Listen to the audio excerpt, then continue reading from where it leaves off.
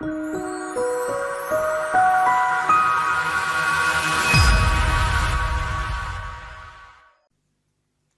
Friends, ನಮಸ್ಕಾರ. Class start ಮಾಡೋದಕ್ಕೆ ಮುಂಚೆ ಒಂದು ಚಿಕ್ಕ ಮಾತು.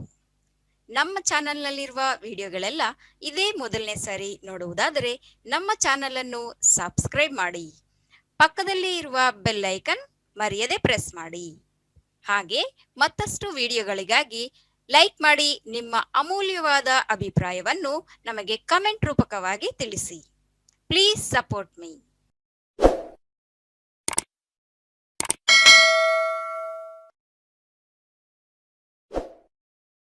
ಓಕೆ ಅಮ್ಮ, ಈ ಕ್ಲಾಸ್ ಸ್ಟಾರ್ಟ್ ಮಾಡೋಣವಾ ಈಗ?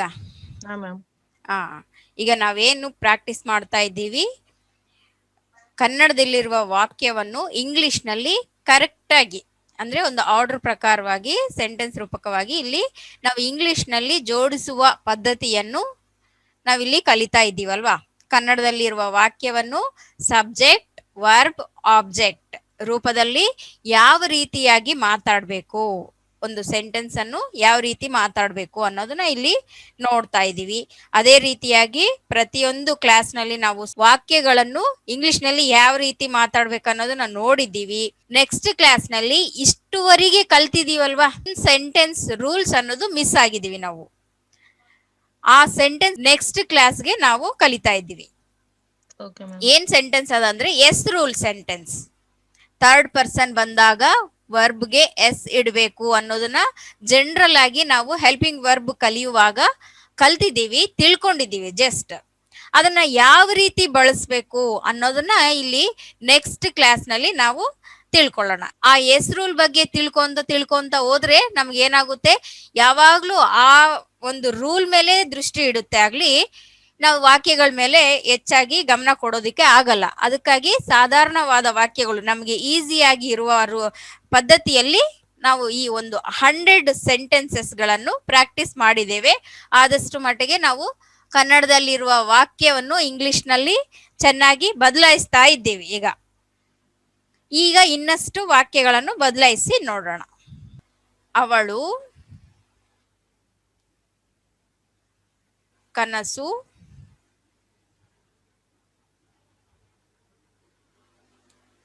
ಕಾಣುತ್ತಾ ಇದ್ದಾಳೆ. ಅವಳು ಕನಸು ಕಾಣುತ್ತಾ ಇದ್ದಾಳೆ. ಈ ವಾಕ್ಯವನ್ನು ನಾವು ಇಂಗ್ಲಿಷ್ ನಲ್ಲಿ ಹೇಗೆ ಹೇಳ್ಬೇಕು? ಈಗ ಮತ್ತೆ ನಾವು ರೂಲ್ಸ್ ತಿಳ್ಕೊಳೋ ಅವಸರ ಇಲ್ವಲ್ಲ. ಇದು ಸ್ಟಾಪ್ ಸೆಂಟೆನ್ಸಾ, ರನ್ನಿಂಗ್ ಸೆಂಟೆನ್ಸಾ, ಪ್ರೆಸೆಂಟ್ ನಲ್ಲಿ ಇದೆಯಾ, ಪಾಸ್ಟ್ ನಲ್ಲಿ ಇದೆಯಾ ಅನ್ನೋದೆಲ್ಲ ಈಗ ಆಲ್ರೆಡಿ ಅಲ್ಲಿಂದ ಕಲ್ತು ಬಂದಿದೀವಿ. ಈಗ ಹೇಳಿ, ಈಗ ಕನ್ನಡ ನೋಡಿದ ಕೂಡಲೇ ಇಂಗ್ಲಿಷ್ ಹೇಳ್ಬಿಡ್ಬೇಕು. Okay ma'am. She is dreaming. Very good. ಗಟ್ಟಿಯಾಗಿ ಹೇಳಿಮ್ಮ. ಅವಳು ಅಂದ್ರೆ ಶಿ is. ಯಾಕೆ ಅನ್ನೋದು ಎಕ್ಸ್ಪ್ಲೇನ್ ಮಾಡೋದಕ್ಕೆ ಆಗುತ್ತಾ? Okay ma'am. ಇದ್ದಾಳೆ ಅಂದ್ರೆ is. ಹಂಗಂತಲ್ಲ, ಅವಳು ಕನಸು ಕಾಣುತ್ತಾ ಇದ್ದಾಳೆ. ಶಿ ಈಸ್ ಡ್ರೀಮಿಂಗ್ ಅಂತ ಹೇಳಿದ್ರಿ. ಓಕೆ, ಯಾಕೆ ಆ ತರ ಹೇಳಿದೀವಿ? ರೂಲ್ ಏನು? ಅದರ ರನ್ನಿಂಗ್ ಸೆಂಟೆನ್ಸ್ ಅಂದ್ರೆ ಅದ್ ಕಣ್ಣು ಕಾಣ್ತಾ ಇದೆ. ಅವಳು ಕನಸು ಕಾಣುತ್ತಾ ಇದ್ದಾಳೆ, ಯಾವ್ದೋ ಒಂದ್ ಲೋಕದಲ್ಲಿ ಇದ್ದಾಳೆ ಅಲ್ವಾ. ನಾವಲ್ಲಿ ನೋಡ್ತಾ ಇದೀವಿ, ಅವಳು ಕನಸು ಕಾಣೋದನ್ನ ನಾವಿಲ್ಲಿ ನೋಡ್ತಾ ಇದೀವಿ. ಅವಳು ಕನಸು ಕಾಣುತ್ತಾಳೆ, ಇಲ್ಲ ಆಲ್ರೆಡಿ ಕನಸು ಕಂಡಿದ್ದಾಳೆ, ಇಲ್ಲ ನಾಳೆ ಕಾಣ್ತಾಳೆ, ಇಲ್ಲ ನಿನ್ನೆ ಕಾಣ್ತಾ ಇದ್ಲು, ಈ ತರ ಅಲ್ಲಲ್ಲ ಇಲ್ಲಿ. ಆದ್ರಿಂದ ನಾವೇನ್ ಮಾಡ್ತಾ ಇದ್ದೀವಿ ಇಲ್ಲಿ, ಅವಳು ಕನಸು ಕಾಣುತ್ತಾ ಇದ್ದಾಳೆ ಅಂತಂದ್ರೆ ಶಿ ಈಸ್ ಡ್ರೀಮಿಂಗ್. ಕನಸು ಕಾಣುವುದನ್ನು ಏನಂತೀವಿ? ಡ್ರೀಮಿಂಗ್.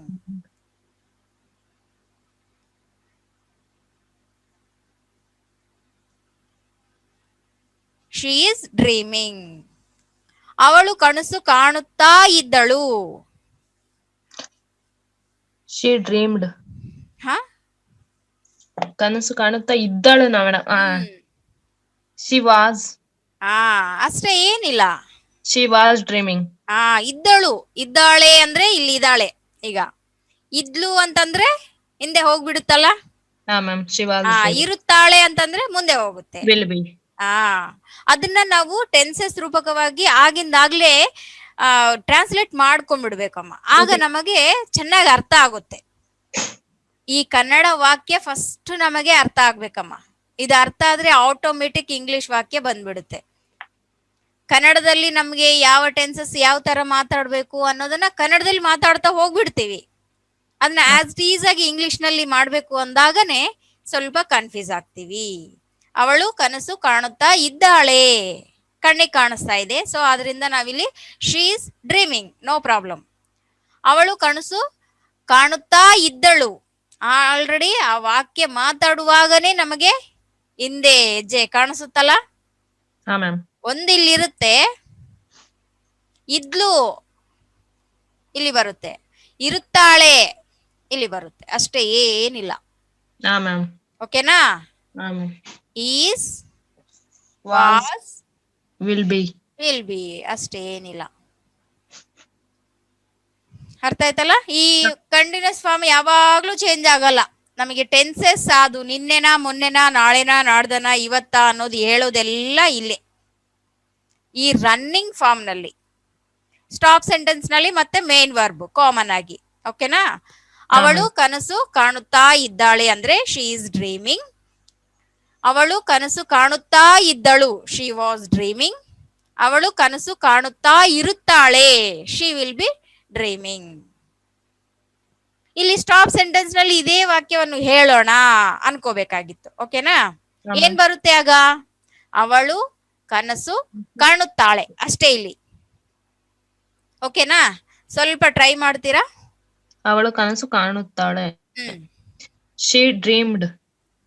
ಕಾಣುತ್ತಾಳೆ, ಕಂಡಿಲ್ಲ ಆಕೆ.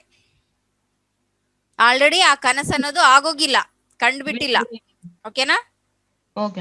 ಅವಳು ಕನಸು ಕಾಣುತ್ತಾಳೆ. Will dream. ನಾಳೆ ನಾಡ್ದ ಅಂತ ಹೇಳಿಲ್ಲಮ್ಮ, ಜಸ್ಟ್ ಅವಳು ಕನಸು ಕಾಣುತ್ತಾಳೆ. ನಾನು ಶಾಲೆಗೆ ಹೋಗುತ್ತೇನೆ ಅಂದ್ರೆ ಏನಂತ ಹೇಳ್ತೀವಿ? ಐ ಗೋ ಟು ಸ್ಕೂಲ್ ಅಂತ ಹೇಳ್ತೀವಿ ಇಲ್ವಾ? ಅದೇ ರೀತಿ ಅವಳು ಕನಸು ಕಾಣುತ್ತಾಳೆ.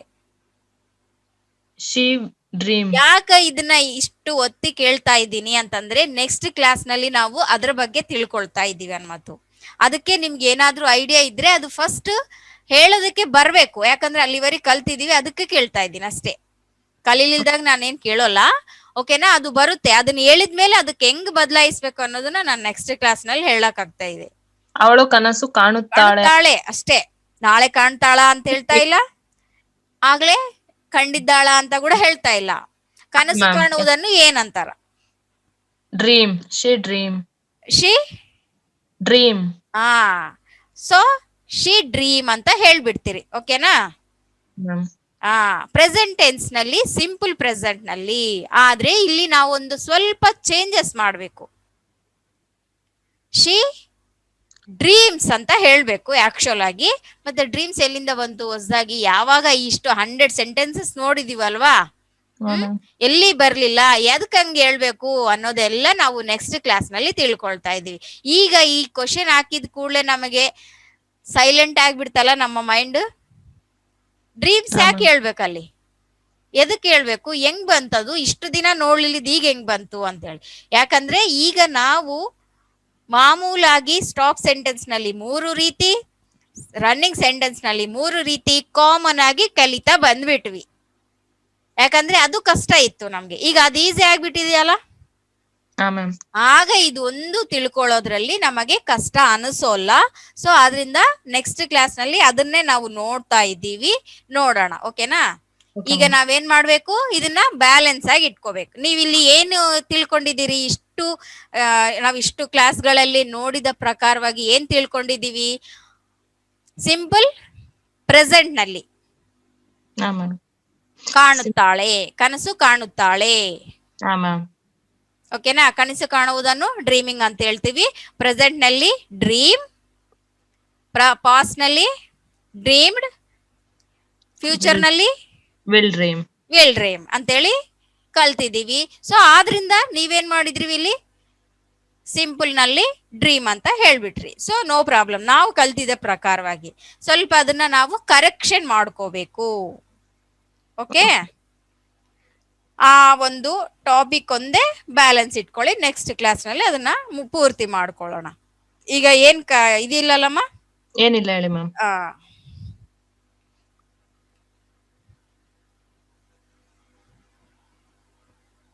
ನೆಕ್ಸ್ಟ್ ಅದು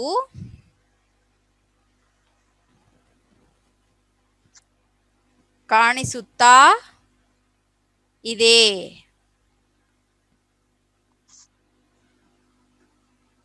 ಅದು ಕಾಣಿಸುತ್ತಾ ಇದೆ. ಇದು ಹೊಸದಾಗಿ ಬಂದಿದ್ದಲ್ಲ, ಹಾ ನಾವು ಮ್ಯಾಮ್. ಇಷ್ಟು ಕ್ಲಾಸ್ಗಳಲ್ಲಿ ನೋಡಿದೀವ. ಹಾ ಮ್ಯಾಮ್. ಆ ಇದು ಸ್ವಲ್ಪ ಡಿಫ್ರೆಂಟ್ ಆಗಿದೆ. ಇಲ್ಲಿ ಯಾರು ಮನುಷ್ಯರು ಬಂದಿಲ್ಲಲ್ಲ. ನಾವು ಇಷ್ಟು ದಿನ ನೋಡಿದಾಗ ಐ ಓಯ್ ಅದು ಇದು ಅಂತ ನೋಡಿದೀವ. ಎಷ್ಟಿದ್ರೆ ಸಬ್ಜೆಕ್ಟ್ ಸ್ಥಾನದಲ್ಲಿ ಅವಳು ಇವಳು ಆಕೆ ಈಕೆ ನಾನು ನೀನು ಇಂಥವೆಲ್ಲ ನೋಡಿದೀವಿ. ಈಗ ಅದು ಅನ್ನೋದು ಹೊಸದಾಗಿ ಬಂದಿದೆಯಲ್ಲ. ಹಾ ಮ್ಯಾಮ್. ಆ ಏನನ್ಬೇಕು? ಅದು ಕಾಣಿಸುತ್ತಾ ಇದೆ. ಕಣ್ಣಿಗೆ ಕಾಣಿಸ್ತಾ ಇದೆ. ಹಾ ಮ್ಯಾಮ್. ಕಾಣಿಸ್ತಾ ಇದೀಯಾ ಅಮ್ಮ ನಿನ್ಗೆ? ಕಾಣಿಸ್ತಾ ಇದೆ. ಅದು ಹಾ ಮ್ಯಾಮ್. ಬೋರ್ಡ್ ಕಾಣಿಸ್ತಾ ಇದೀಯಾ ಅಮ್ಮ ಅಂದ್ರೆ ಬೋರ್ಡ್ ಕಾಣಿಸ್ತಾ ಇದೆ ಹೇಳ್ತೀವಲ್ವಾ. ಹಾ ಮ್ಯಾಮ್. ಏನನ್ಬೇಕು ಮತ್ತೆ? ಬೋರ್ಡ್ ಸ್ಥಾನದಲ್ಲಿ ಅದು ಅಂತ ಇಟ್ಟಿದೀವಿ. ಇಲ್ಲಿ ಅದು ತೆಗೆದು ಬೋರ್ಡ್ ಕಾಣಿಸ್ತಾ ಇದೆಯಾ? ಅದು ಅಂದ್ರೆ ಇಟ್ಟು ಮೇಡಮ್. ಅಷ್ಟೇ, ಏನಿಲ್ಲ. 8 ಸೇಮ್ ಕಾಣಿಸುತ್ತಾ ಇದೆ. ಕಾಣಿಸುತ್ತಾ ಇದೆ. ಕಾಣಿಸುವುದನ್ನು ಏನಂತಾರೆ? ಸೇಮಿಂಗ್ ಅಂತಾರೆ ಮ್ಯಾಮ್.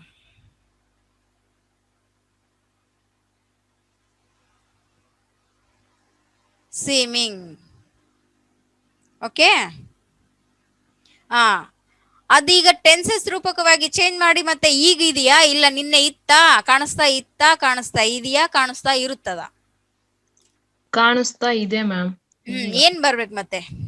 ಇಟ್ ಸೀಮಿಂಗ್ ಅಂತ ಹೇಳಿದ್ರಿ. ಓಕೆ, ಅದು ಯಾವ ಟೆನ್ಸ್ ನಲ್ಲಿ ಇದೆ? ವರ್ಬ್ ಇಲ್ಲದಂತೆ ನಾವು ಟೆನ್ಸಸ್ ತಿಳಿಸದಂತೆ ಹೇಳೋದಿಕ್ಕೆ ಇಲ್ಲಲ್ಲ ಇಲ್ಲಿ. ಹಾ ಮ್ಯಾಮ್. ಇದೆ ಅಂದ್ರೆ ಇದೆ.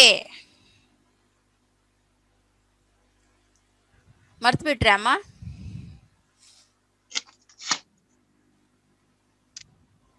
ಹೇಳಿ ಮ್ಯಾಮ್. ಈಸ್ ನೋಡಿ, ಇಟ್ ಈಸ್ ಹಾ ಮ್ಯಾಮ್. ಸೀಮಿಂಗ್. ಓಕೆ, ಅರ್ಥ ಆಯ್ತಲ್ಲ? ನಾನು ಅನ್ಕೊಂಡಿದ್ದೆ ಮ್ಯಾಮ್ ಈಸ್ ಅಂತ ಅಂದ್ರೆ ನಾನ್ ರಾಂಗ್ ಅನ್ಕೊಂಡೆ. ನಾವ್ ಅದಕ್ಕೆ ಏನ್ ಮಾಡ್ಬೇಕು? ಸಬ್ಜೆಕ್ಟ್ ಸ್ಥಾನದಲ್ಲಿ ಪ್ರೊನೌನ್ಸ್ ಅಂತ ಕಲ್ತಿದೀವಲ್ವಾ? ನಾನು, ನಾವು, ನೀನು, ನೀವು. ಓಕೆನಾ? ಅವರು, ಅದು, ಇದು, ಅವಳು, ಇವಳು, ಆಕೆ, ಈಕೆ. ಇದನ್ನ ಮರಿಬಾರ್ದು. ಇಲ್ಲಿ ಏನ್ ಬಂದಿದೆ? ಅದು ಬಂದಿದೆ ಇಲ್ಲ. ಮತ್ತೆ ಇದಕ್ಕೆ ಏನ್ ಸೇರಿಸ್ಬೇಕು ಅಂತೇಳಿ ನಾವು ನೋಡಿದೀವಿ ಅಲ್ಲಿ. ಆ ಪೇಪರ್ ಮರಿಬಾರ್ದು. ಅಲ್ಲೆಲ್ಲ ನಾವು ನನಗ್ ಬಂದ್ಬಿಡುತ್ತೆ ಇಂಗ್ಲಿಷ್. ಆ ಪೇಪರ್ ಈಸಿ ಆಗಿರುತ್ತಲ್ಲ, 2 ಅಕ್ಷರ 3 ಅಕ್ಷರ. ಆದ್ರೆ ಆ 2 ಅಕ್ಷರ 3 ಅಕ್ಷರ ಈಗ ಎಷ್ಟು ನಮಗೆ ಪ್ರಾಬ್ಲಮ್ ಕೊಡ್ತಾ ಇದೆಯಲ್ಲ. It, this, that, they, Rama, Sita, boy, girl, book, pen, rat, cat. ಇವೆಲ್ಲದಕ್ಕೆ ಏನ್ ಸೇರಿಸ್ಬೇಕು ಅಂತೇಳಿ ನಾವಲ್ಲಿ ಎಕ್ಸಾಂಪಲ್ ನೋಡಿದೀವಲ್ವಾ? ಮತ್ತೆ ಅದನ್ನೇ ಅಲ್ಲ ಇಲ್ಲಿ ಸೇರಿಸ್ತಾ ಇರೋದು. ಅದನ್ನ ಬಿಟ್ಟು ಬಂದಿಲ್ಲ ನಾವು ಇಲ್ಲಿಗೆ. ಈಗ ನಮಗೂ ಇನ್ನೂ ಸ್ವಲ್ಪ ನಿಧಾನವಾಗಿದ್ದೀವಿ, ರೂಲ್ಸ್ ತಿಳ್ಕೊಂಡ್ರೆ ಕೂಡ ಅರ್ಥ ಆಗ್ತಾ ಇಲ್ಲ ಅಂತಂದ್ರೆ ಬೇಗ ಹಿಂದೆ ಹೋಗ್ಬೇಕು ಅಷ್ಟೇ. ಏನಿಲ್ಲ, ಸಿಂಪಲ್ ಕ್ವಶನ್ ಒಂದೇ ಒಂದು. ಇಲ್ಲಿ ಕಾರಣ ನಮಗೆ ಅದಕ್ಕೆ ಆ ಪೇಪರ್ಸ್ ಕಲಿಯದಂತೆ ಇಲ್ಲಿವರೆಗೆ ಬರಬಾರ್ದು. ಇಲ್ಲಿವರೆಗೆ ಬಂದಿದೀವಿ ಅಂದ್ರೆ ಇದು ಪರ್ಫೆಕ್ಟ್ ಆಗಿರ್ಬೇಕು ಕಂಪಲ್ಸರಿ. ಓಕೆನಾ? ಇಲ್ಲಿ ಏನ್ ಮಾಡಿಲ್ಲ, ನಾವು ಕಲ್ತಿರುವುದೇ ಸರಿಯಾದ ರೀತಿಯಲ್ಲಿ ಜೋಡಿಸುವ ಪದ್ಧತಿ ಮಾತ್ರ ಕಲಿತಾ ಇದೀವಿ. ಸೀಮಂಗ್ ಅಂದ್ರೆ ಗೊತ್ತಿಲ್ಲ? ಗೊತ್ತು ಮ್ಯಾಮ್. ಇಟ್ ಈಸ್ ಅಂದ್ರೆ ಗೊತ್ತಿಲ್ವಾ? ಅದ್ರ ಅರ್ಥ ಆಗ್ಲಿ ಯಾವ ಸಮಯದಲ್ಲಿ ಹೆಂಗ್ ಬಳಸ್ಬೇಕು ಅನ್ನೋದು ಗೊತ್ತಲ್ಲ? ಇಟ್ ಅಂದ್ರೆ ಗೊತ್ತಲ್ಲ? ಮತ್ತೆ ಅದನ್ನ ಕೂಡ ನೆಕ್ಸ್ಟ್ ಮೆಟೀರಿಯಲ್ ನಲ್ಲಿ ಕೂಡ ನಾವು ನೋಡಿದೀವಿ. ಇಟ್ ಈಸ್ ಯಾವ ಯಾವ ಪ್ರೊನೌನ್ಸ್ ಗೆ ಸೇರಿಸ್ಬೇಕು ಅನ್ನೋದನ್ನ ಕೂಡ ನೋಡಿದೀವಲ್ವಾ? ಅದನ್ನೇ ಇಲ್ಲಿ ಜೋಡಿಸ್ತಾ ಇದೀವಿ ಅಷ್ಟೇ, ಏನಿಲ್ಲ. ನಾವ್ ಏನ್ ಅದನ್ನ ತೊಂದರೆ ಪಡುವ ಅವಸರನೇ ಇಲ್ಲ. ಓಕೆನಾ? Okay ma'am. ಕನ್ಫರ್ಮ್ ಆಗಿರಿ ಅಷ್ಟೇ, ಏನಿಲ್ಲ. ಪ್ರತಿಯೊಂದದಕ್ಕ ಇಟ್ಗೆ ಏನ್ ಸೇರಿಸ್ಬೇಕು, ರಾಮಗೆ ಏನ್ ಸೇರಿಸ್ಬೇಕು, ಸೀತೆಗೆ ಏನ್ ಸೇರಿಸ್ಬೇಕು, ಅದು ಏನ್ ಸೇರಿಸ್ಬೇಕು ಅನ್ನೋದೊಂದೇ ಕನ್ಫರ್ಮ್ ನಲ್ಲಿ ಇರ್ಬೇಕು ಅಷ್ಟೇ. ಮ್ಯಾಮ್ ಇವಾಗ ಅದು ಕಾಣಿಸುತ್ತಾ ಇದೆ, ಇಟ್ ಈಸ್ ಸೇಮಿಂಗ್. ಅದು ಕಾಣಿಸುತ್ತಾ ಇತ್ತು, ಕಾಣಿಸ್ತಾ ಇತ್ತು, ಈಗ ಕಾಣಿಸ್ತಾ ಇಲ್ಲ. It was seeming. ಅದು ಕಾಣಿಸುತ್ತಾ ಇರುತ್ತದೆ, ಇಟ್ ವಿಲ್ ಬಿ ಸೇಮಿಂಗ್. ನಾಳೆ ಈ ಟೈಮ್ಗೆ ಅದು ಕಾಣಿಸ್ತಾ ಇರ್ತದಪ್ಪ, ಹಾಗೆ ಕಾಣಿಸ್ತಾ ಇರ್ತದೆ. ಓಕೆನಾ? ನಾಳೆ ಕಾಣಿಸುತ್ತದೆ ಅದು, ಇಟ್ ವಿಲ್ ಸೇಮ್ ಅಷ್ಟೇ, ಕಾಣಿಸ್ತದೆ ಅಂತ ಹೇಳ್ತಾ ಇದೀವಿ. ಓಕೆನಾ? Okay ma'am. ಹಾ,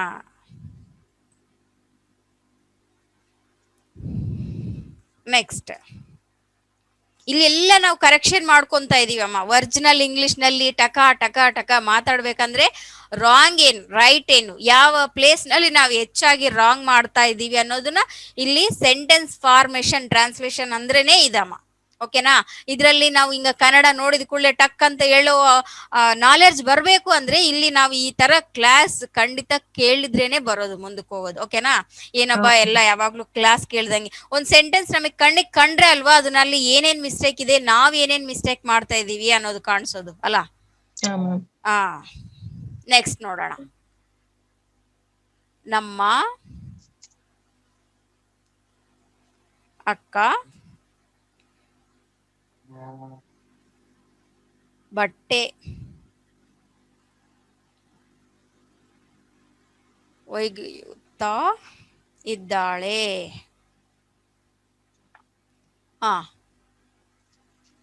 ಅವರ್ ಸಿಸ್ಟರ್. ನಮ್ಮ ಅಕ್ಕ ಬಟ್ಟೆ ಒಗೆಯುತ್ತಾ ಇದ್ದಾಳೆ. My sister. ಅಯ್ಯೋ ಮೇಡಮ್, ಮೈ ಅನ್ಬೋದು ಅವರ್ ಅಂದ್ರು ಅನ್ಬೋದು. ನೋ ಪ್ರಾಬ್ಲಮ್, ಏನ್ ಹೇಳಿದ್ರು ತಪ್ಪಿಲ್ಲ. ಸಂದರ್ಭಾನುಸಾರವಾಗಿ ಅವರಿಗೆ ಮೈಗೆ ನಿಮಗೆ ಆಲ್ರೆಡಿ ಎಕ್ಸ್ಪ್ಲೇನ್ ಮಾಡಿದೀನಿ. ಓಕೆನಾ? ನಿಮ್ಮಕ್ಕ ಏನ್ ಮಾಡ್ತಾ ಇದ್ದಾಳೆ ಅಂತಂದ್ರೆ ಅವರ್ ಸಿಸ್ಟರ್ ಅಂತಂದ್ರೆ ನೀವ್ ಇನ್ನೊಂದ್ ತಂಗಿ ಕೇಳಿದ್ರೆ ಕೇಳ್ಬೇಕು. ಓಕೆನಾ? ಯಾರಾದ್ರೂ ಮನೆ ಪಕ್ಕದವರು ಅವರು ಇವರು ಯಾರಾದ್ರೂ ಕೇಳಿದ್ರೆ ಮೈ sister is washing the clothes. My sister ಅನ್ಬಹುದು, ಅವರ್ ಸಿಸ್ಟರ್ ಅಂತಾನು ಹೇಳ್ಬೋದು, ನೋ ಪ್ರಾಬ್ಲಮ್. ಓಕೆನಾ? ಮೈ ಸಿಸ್ಟರ್ ಅಂದ್ರೆ ಕ್ಲೋಸ್ನೆಸ್ ಕಾಣಿಸುತ್ತೆ ಅಷ್ಟೇ, ಏನಿಲ್ಲ. ಮೈ ಸಿಸ್ಟರ್ ಅಂತೇಳಿ, no problem. My sister my sister is my sister is washing the clothes. Very good.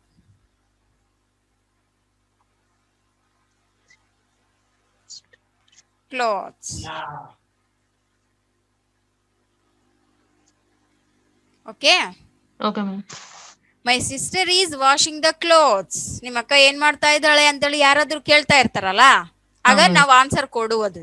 ಆ ಆನ್ಸರೇ ಇದು. ನಮ್ಮ ಅಕ್ಕ ಬಟ್ಟೆ ಒಗಿತಾ ಇದ್ದಾಳೆ, ಪಕ್ಕದ ಮನೆ ಆಂಟಿ ಯಾರಾದ್ರೂ ಕೇಳಿದ್ರು. ಓಕೆ? ಆಗ ಈ ಆನ್ಸರ್ ಹೇಳ್ತೀವಲ್ವಾ, ಏನ್ ಮಾಡ್ತಾ ಇದ್ರೆ ಆ ಕೆಲಸ ಹೇಳ್ತೀವಿ ಅಷ್ಟೇ. ಯಾವಾಗ್ಲೂ ವಾಷಿಂಗ್ ದ ಕ್ಲೋತ್ಸ್ ಅಂತ ಹೇಳಲ್ಲ. ಅಡಿಗೆ ಮಾಡ್ತಾ ಇದ್ರೆ ಮೈ sister is cooking food. Okay? ಅರ್ಥ ಆಯ್ತಲ್ಲ? ಕೆಲಸ ಮಾಡ್ತಾ ಇದ್ರೆ ಎಲ್ಲ ಅಷ್ಟೇ. ನಾವು 200 ವರ್ಬ್ಸ್ ಕಲ್ತಿದೀವಲ್ವಾ, ಒಂದೊಂದು ವಾಕ್ಯಕ್ಕೆ ಅವೆಲ್ಲ ಸೇರಿಸಿ ನೋಡಿ, ನೋ ಪ್ರಾಬ್ಲಮ್. ಏನ್ ಡೌಟ್ ಇಲ್ವಲ್ಲ ಇದ್ರಲ್ಲಿ? ಏನಿಲ್ಲ ಮ್ಯಾಮ್.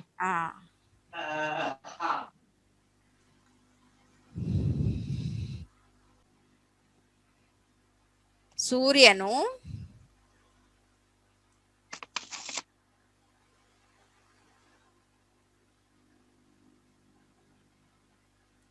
ಅಸ್ತಮಿಸುತ್ತಾ ಇದ್ದಾನೆ. ಸೂರ್ಯನು ಅಸ್ತಮಿಸುತ್ತಾ ಇದ್ದಾನೆ. ಸೂರ್ಯಗೆ ಸೂರ್ಯ ಅಂತ ಹೇಳ್ಬಿಡ್ತೀರ? ಸನ್. ಸನ್ ಅಲ್ವಾ ಮ್ಯಾಮ್ ಸೂರ್ಯ? ಮತ್ತೆ ಸೂರ್ಯ ಅಂತ ಹೇಳಿದ್ರಲ್ಲ, ಅದಕ್ಕೆ ಹೇಳಿದೆ. The sun is rising. ಅಸ್ತಮಿಸುವುದನ್ನು ಏನಂತಾರಮ್ಮ? Setting madam. ಮತ್ತೆ ಕನ್ಫ್ಯೂಸ್ ಆಗಬೇಡಿ. Okay? The sun is setting. ಅಂದ್ರೆ ಮುಳುಗ್ತಾ ಇದ್ದಾನೆ ಅಂತ ಹೇಳ್ತಾ ಇದೀವಲ್ಲ, ಅಸ್ತಮಿಸುತ್ತಾ ಇದ್ದಾನೆ ಅಂತ ಹೇಳ್ತೀವಲ್ಲ, ಕಣ್ಣಿಗೆ ಕಾಣ್ತಾ ಇರ್ತದೆ ಆ ತರ ಸ್ಲೋ ಆಗಿ ಕೆಳಗಡೆ ಹೋಗೋದು. ಸ್ಲೋ ರೈಸಿಂಗ್ ಅಂತಂದ್ರೇನು ಉದಯಿಸುವುದು. ಹಾ ಮ್ಯಾಮ್. ಓಕೆ, ಆ ತರ ಬರ್ತಾ ಇರುವಾಗ ರೈಸಿಂಗ್ ಅಂತ ಹೇಳ್ತೀವಿ. ಅದು ಕಾಮನ್ ಆಗಿ ಯಾವಾಗ್ಲೂ ನಿತ್ಯ ಸತ್ಯಗಳನ್ನು ಯಾವ ತರ ಹೇಳ್ಬೇಕು ಅನ್ನೋದನ್ನ ತಿಳ್ಕೊಂಡಿದ್ದೀವಿ. ಓಕೆನಾ, ಮತ್ತೆ ಮತ್ತೆ ಮುಂದೆ ತಿಳ್ಕೊಳ್ಳೋಣ.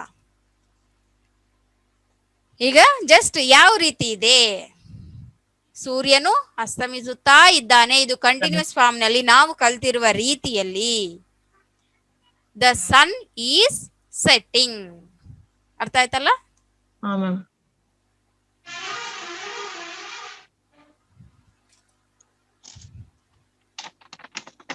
ಅವರು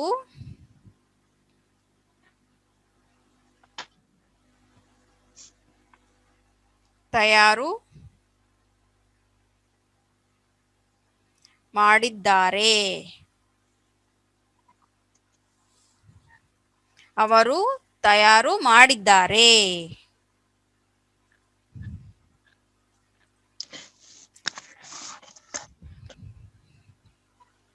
They prepared.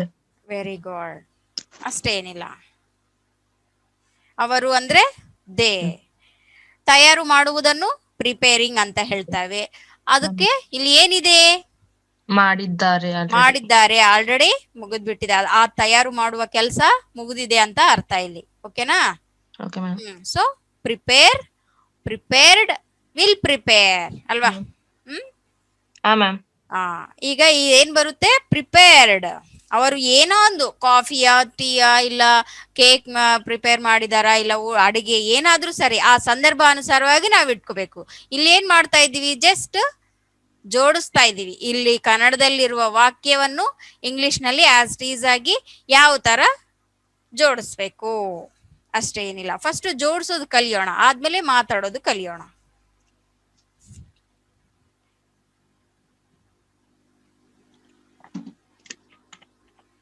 ದೇ ಪ್ರಿಪೇರ್ಡ್ ಅಷ್ಟೇ.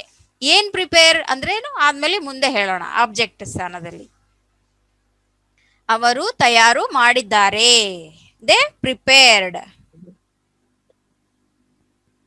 ದೇ ವಿಲ್ ಪ್ರಿಪೇರ್ ಅಂತಂದ್ರೆ ಅವರು ನಾಳೆ ತಯಾರು ಮಾಡ್ತಾರೆ, ಇವತ್ತಾಗಲ್ಲ ಅವ್ರಿಗೆ ತಯಾರು ಮಾಡೋದಕ್ಕೆ ಆಗೋಲ್ಲ ಅಂತ ಅರ್ಥ. ದೇ ವಿಲ್ ಪ್ರಿಪೇರ್ ಅಂತ ಹೇಳ್ತಾರೆ.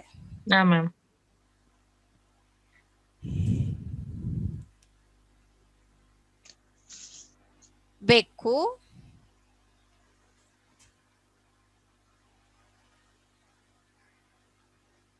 ಭಯ ಪಡುತ್ತಾ ಇದೆ.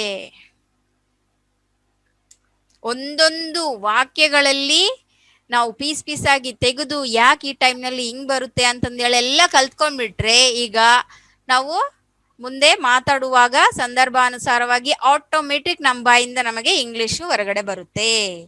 ಓಕೆನಾ? ಸುಮ್ನೆ ಏನು ಬೆಕ್ಕು ಭಯ ಪಡುತ್ತಾ ಇದೆ, ಈ ತರ ಪ್ರೆಸೆಂಟ್ ಟೆನ್ಸ್ ನಲ್ಲಿ ಬಂದ್ರೆ ಈಸ್ ಇಡ್ಬೇಕು, ಕಂಟಿನ್ಯೂಸ್ ಬಂದ್ರೆ ಹಿಂಗ್ ಇಡ್ಬೇಕು ಅಂತೇಳಿ ಸುಮ್ನೆ ನಾಮಾಚಾರಕ್ಕೆ ಕಲಿಯೋದಲ್ಲಮ್ಮ. ಯಾಕೆ ಹಿಂಗ್ ಬಂತು, ಯಾವ ಸಂದರ್ಭದಲ್ಲಿ ಚೇಂಜ್ ಆಗುತ್ತೆ, ಯಾಕೆ ಹಿಂಗ್ ಮಾತಾಡ್ತಾರೆ, ಕೆಲವು ಸಂದರ್ಭಗಳಲ್ಲಿ ಈ ತರ ಕೂಡ ಮಾತಾಡ್ತಾ ಇರ್ತಾರೆ, ಮತ್ತೆ ಅದಕ್ಕೆ ಏನ್ ಅರ್ಥ ಅನ್ನೋದನ್ನ ನಾವು ತಿಳ್ಕೊಂಡ್ಬಿಟ್ರೆ ಆಟೋಮೆಟಿಕ್ ಆಗಿ ನಮಗೆ ಆಕಸ್ಮಿಕವಾಗಿ ಆ ಸಂದರ್ಭ ಬಂದಲ್ಲಿ ಟಕ್ ಅಂತೇಳಿ ನಾವು ಮೈಂಡ್ ನಿಂದ ಮಾತಾಡ್ಬಿಡ್ತೀವಿ. ಓಕೆನಾ? ಒಂದೊಂದು ಸೆಂಟೆನ್ಸ್ ಇಷ್ಟು ಟೈಮ್ ತಗೊಂಡು ನಾವು ಕಲಿಬೇಕಾ ಅನ್ನೋದು ಮಾತ್ರ ಯಾವಾಗ್ಲೂ ಬೇಜಾರ್ ಫೀಲ್ ಆಗ್ಬಾರ್ದಮ್ಮ. ನಾವು ಒಂದು ಪ್ರಾಬ್ಲಮ್ ಮ್ಯಾಥ್ಸ್ ನಲ್ಲಿ ಮಾಡ್ಬೇಕಂದ್ರೆ ಎಷ್ಟು ರಫ್ ಮಾಡ್ತೀವಲ್ವಾ, ಆನ್ಸರ್ ಏನ್ ಇಷ್ಟೇ ಇರುತ್ತೆ. ರಫ್ ಎಷ್ಟು ಪೇಪರ್ ಮಾಡ್ತೀವಿ, ಆದ್ರೆ ಅದ್ರ ಆನ್ಸರ್ ಮಾತ್ರ ಇಷ್ಟೇ ಇರುತ್ತೆ. ಓಕೆ, ಹೇಳಿ. ಬೆಕ್ಕು ಭಯ ಪಡುತ್ತಾ ಇದೆ. The cat is fearing. Very good. The cat is fearing. F-E-A-R-I-N-G. Okay, the cat is fearing. ಭಯಪಡ್ತಾ ಇತ್ತು. The cat was fearing.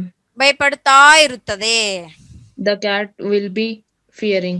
Very good. ಅಷ್ಟೇ. ಈ ತರ ಇಷ್ಟು ಚಕ ನಮಗೆ ರನ್ನಿಂಗ್ ಸೆಂಟೆನ್ಸ್ ನೋ ಡೌಟ್. ಅದರಿಂದ ನಾವು ಫಾಸ್ಟ್ ಆಗಿ ಹೋಗ್ತಾ ಇದ್ವಿ. ಎಲ್ಲ ನಮಗೆ ಕನ್ಫ್ಯೂಸ್ ಆಗೋದೆಲ್ಲ ಸ್ಟಾಪ್ ಸೆಂಟೆನ್ಸ್ ನಲ್ಲಿ.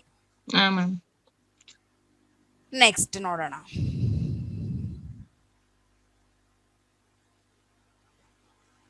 ನಮ್ಮ ಅಮ್ಮ. ನೋಡ್ತಾ ನೋಡ್ತಾ ಹೇಳ್ತಾ ಬಂದ್ಬಿಡಿ ಅಮ್ಮ. Okay ma'am. ಗೊತ್ತಾಗುತ್ತೆ. ನಮ್ಮ ಅಮ್ಮ. My mother.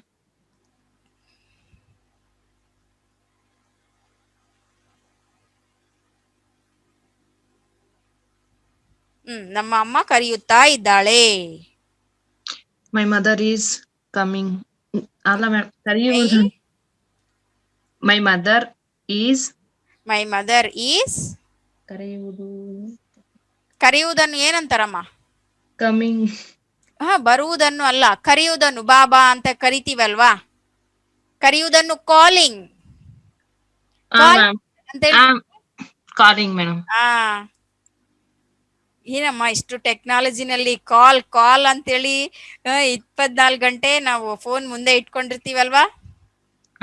ಕಾಲ್ ಅನ್ನುವ ವರ್ಡ್ ಹೆಂಗ್ ಬಂತು? ಕಾಲ್ ಅಂತೇಳಿ ನಾವು ಮಾಮೂಲಾಗಿ ಮೊಬೈಲ್ ನಲ್ಲಿ ನೋಡ್ತಾ ಇದೀವಲ್ವಾ.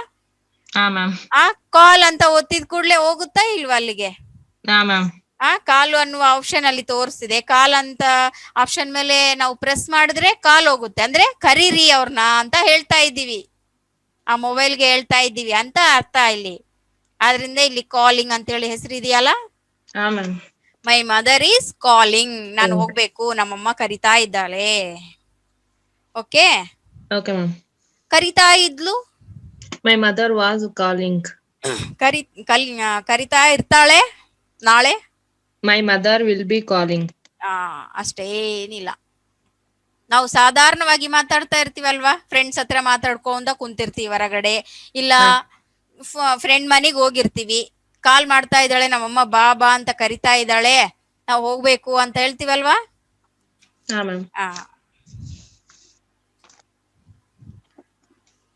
ಅವಳು ಹಾಡುಗಳನ್ನು ಹಾಡುತ್ತಾ ಇದ್ದಾಳೆ.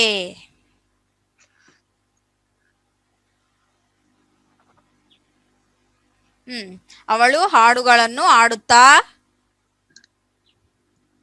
She is playing the songs. Singing the songs. ಮತ್ತೆ ಹೆಂಗ್ ಬರ್ತಮ್ಮ? Ma'am, singing the songs. Song ಇಂದ ಆಟ ಆಡ್ತಾರ? ಇಲ್ಲ ಮ್ಯಾಮ್. ಇಲ್ಲಿ ಸಾಂಗ್ ಆಡುವುದನ್ನು ಅಂತಂದ್ರೇನೆ, ಹಾಡುಗಳ ಹಾಡುವುದನ್ನು ಅಂತಂದ್ರೇನೆ ಆ ವರ್ಬ್ಗೆ ಇಲ್ಲಿ ಸಿಂಗಿಂಗ್ ಅಂತೇಳಿ ಬರುತ್ತೆ. ಹಾಡುಗಳನ್ನು ಅಂತ ಹೇಳ್ತಾ ಇದೀವಿ ಇಲ್ಲಿ ಸಾಂಗ್ಸ್. ಓಕೆನಾ? ಅವಳು ಹಾಡುಗಳನ್ನು ಆಡುತ್ತಾ ಇದ್ದಾಳೆ ಅಂತಂದ್ರೆ ಶಿ ಈಸ್ ಏನ್ ಬರುತ್ತೆ? ಏನ್ ಮಾಡ್ತಾ ಇದ್ದಾಳೆ? ಸಿಂಗಿಂಗ್. ಸಿಂಗಿಂಗ್ ಏನ್ ಸಿಂಗಿಂಗ್? ಅದು ಹಾಡುಗಳು. ಹಾಡುಗಳನ್ನು ಏನಂತಾರೆ? Songs. In songs, the songs. Okay. Okay ma'am. She is singing the songs. She is singing songs ಅಂತಾನು no problem. Okay. She is singing songs ಅಲ್ಲಿ ಕಣ್ಣಿಗೆ ಕಾಣಿಸ್ತಾ ಇರುತ್ತೆ. ಅಂದ್ರೆ ಹೆಡ್ಫೋನ್ಸ್ ಇಟ್ಕೊಂಡು ಹಾಡ್ತಾ ಇರ್ತಾಳಲ್ಲ, ಅವಳು ಏನ್ ಮಾಡ್ತಾ ಇದ್ದಾಳೆ? ಇಬ್ರು ಕಲ್ತು ನೀವು ಸೇರಿ ಹಾಡ್ತಾ ಇರ್ತೀರಿ. ಅದ್ರಲ್ಲಿ ಅವಳು ಮಾತ್ರ ಹಾಡ್ತಾ ಇರ್ತಾಳೆ, ನಿನ್ ಪಕ್ಕದಲ್ಲಿ ಕೂತಿರ್ತಿ. ನಿನ್ಗೆ ಕಾಲ್ ಬಂತು, ಇವಳು ಏನ್ ಮಾಡ್ತಾ ಇದ್ದಾಳೆ ಅಂತ ಕೇಳಿದಾಗ ಏನ್ ಮಾಡ್ತೀರಿ? ಈ ಆನ್ಸರ್ ಬರುತ್ತಾ ಇಲ್ವಾ ಅಲ್ಲಿ? She is singing songs. ಅದೇ ಆಡ್ತಾ ಇದ್ಲು,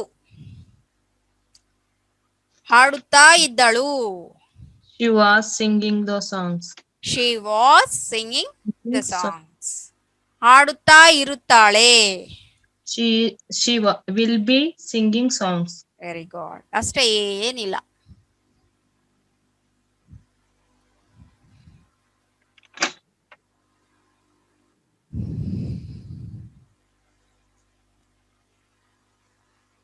ನಾನು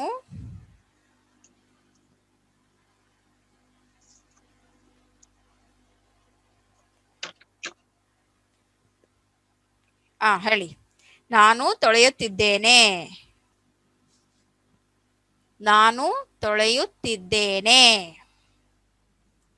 washing. Okay.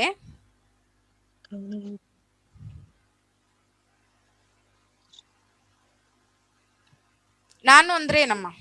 I madam. I. Okay. ತೊಳೆಯುವುದನ್ನು ಏನಂತಾರೆ? ವಾಶ್. ವಾಶ್ ಅಂತಾರ? ತೊಳೆಯುತ್ತಿದ್ದೇನೆ ಅಂತ ಇದೆ ಅಲ್ಲಿ. ತೊಳಿತಿದ್ ತೊಳೆಯುತ್ತಾ ಇದ್ದೇನೆ ಅಂದ್ರೂ ಓಕೆ, ತೊಳೆಯುತ್ತಿದ್ದೇನೆ ಅಂದ್ರೂ ಕಣ್ಣಿಗೆ ಕಾಣಿಸ್ತಾ ಇದೆಯಲ್ಲಮ್ಮ. I am washing. ಮತ್ತೆ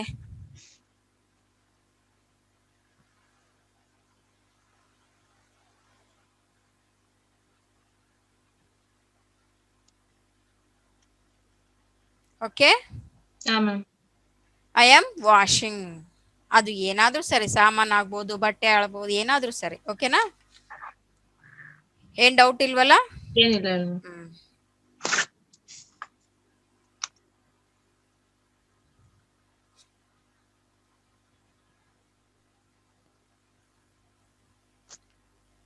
ಅವರು ಅವಮಾನ ಮಾಡಿದರು. ಅವರು ಅವಮಾನ ಮಾಡಿದರು. ಅಷ್ಟೇ. ಫಸ್ಟ್ ಇದೆ ಸಬ್ಜೆಕ್ಟ್ ಇಳಿಸ್ಬಿಡ್ಬೇಕು. ಅವರು ಅಂದ್ರೇನು? ದೇ. ಇನ್ಸಲ್ಟ್. ಇನ್ಸಲ್ಟಿಂಗ್. ಅವನ ಅವಮಾನ ಮಾಡುವುದನ್ನು ಏನಂತಾರೆ? ಇನ್ಸಲ್ಟಿಂಗ್ ಅಂತಾರೆ ಮ್ಯಾಮ್. ಆ ಮಾಡಿದರು. ಆ ಇನ್ಸಲ್ಟಿಂಗ್ ಅನ್ನೋದು ಪ್ರೆಸೆಂಟಾ, ಪಾಸ್ಟಾ, ಫ್ಯೂಚರಾ ಇಲ್ಲಿ ಇರೋದು? ಮಾಡಿದರು ಫಾಸ್ಟ್ ಟೆನ್ಸ್ ಮೇಡಮ್. ಏನಂತಾರೆ? ಇನ್ಸಲ್ಟೆಡ್. Very good. ಅಷ್ಟೇ, ಏನಿಲ್ಲ. ಸ್ಟಾಪ್ ಸೆಂಟೆನ್ಸ್ ನಲ್ಲಿ ಯಾವಾಗ್ಲೂ ಇಂಗ್ ಫಾರ್ಮ್ ಬರೋಲ್ಲ, ಬಿ ಫಾರ್ಮ್ಸ್ ಬರಲ್ಲ ಅಂತ ನಮಗೆ ರೂಲ್ಸ್ ಗೊತ್ತಿದೆಯಲ್ಲ. ಇನ್ಸಲ್ಟೆಡ್.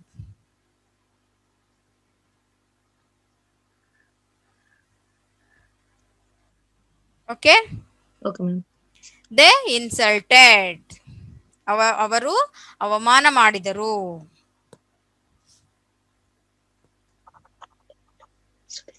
ಮ್ಯಾಮ್.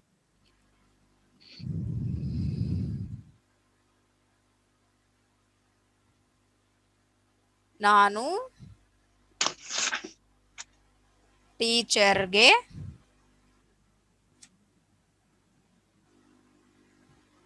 ತಿಳಿಸಿದ್ದೇನೆ. ನಾನು ಟೀಚರ್ಗೆ ತಿಳಿಸಿದ್ದೇನೆ. ನಾನು ಓಕೆ. ತಿಳಿಸುವುದನ್ನು ಏನಂತಾರಮ್ಮ? ಇನ್ಫಾರ್ಮಿಂಗ್. ಇನ್ಫಾರ್ಮಿಂಗ್. ಓಕೆ. ಇಲ್ಲಿ ಏನಿದೆ? ರಿವರ್ಸ್ ಪದ್ಧತಿ ಮಾಡ್ಬೇಕಲ್ಲ. ತಿಳಿಸುವುದನ್ನು ಇಲ್ಲಿ ಆಗ್ಲೇ ಆಲ್ರೆಡಿ ಮುಗಿದಿದೆಯಾ, ಇನ್ನ ಈಗ ತಿಳಿಸ್ತಾನ, ಇಲ್ಲ ತಿಳಿಸ್ತಾ ಇದ್ದಾನ? ಏನಿದು? ಆಲ್ರೆಡಿ ತಿಳಿಸಿದ್ದಾನೆ ಮೇಡಮ್. ಇನ್ಫಾರ್ಮ್ಡ್. ಕರೆಕ್ಟ್ ಆಗಿ ಹೇಳಿ. Informed. Informed. Informed. Okay. Okay ma'am.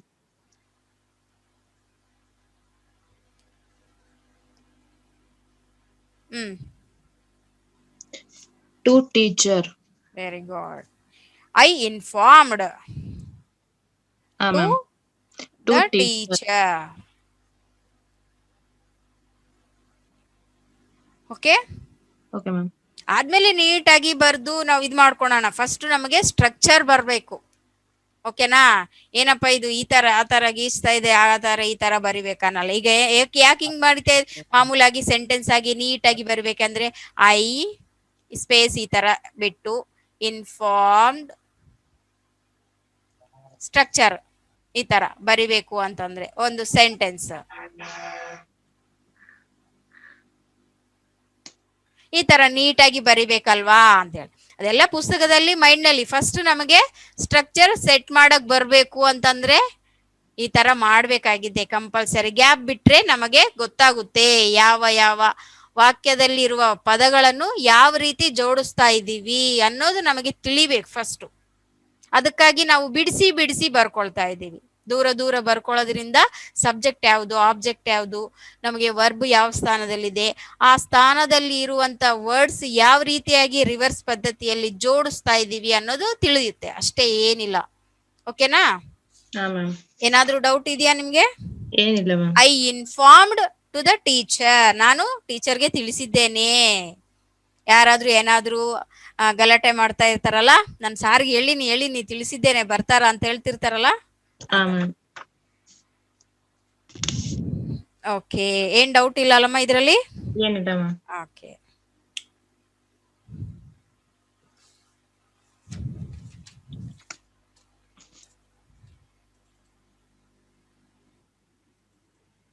ಇವತ್ತಿಗೆ ಸಾಕು ಬಿಡಮ್ಮ, ಇದಿಷ್ಟೇ ಸಾಕು.